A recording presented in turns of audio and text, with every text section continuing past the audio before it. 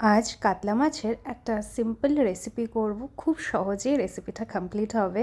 সবার প্রথমে বাটিতে একটু পোস্ত এবং একটু আলমন্ড দিলাম, সেটা কিছুক্ষণের জন্য জলে ভিজিয়ে রাখলাম।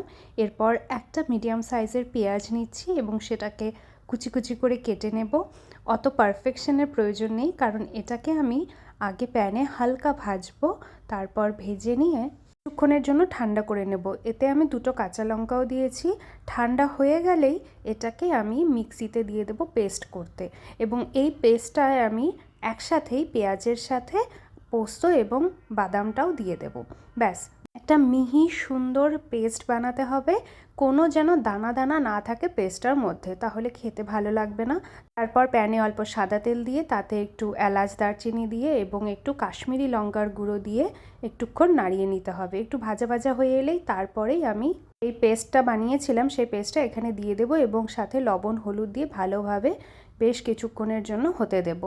আর বলে দিচ্ছি, সবার প্রথম কাশ্মীরি লঙ্কার গুঁড়ো দিয়েছিলাম যাতে মাছটা ভালো রকমভাবে কালার আসে মাছের গ্রেভিটার মধ্যে, সেই কারণে।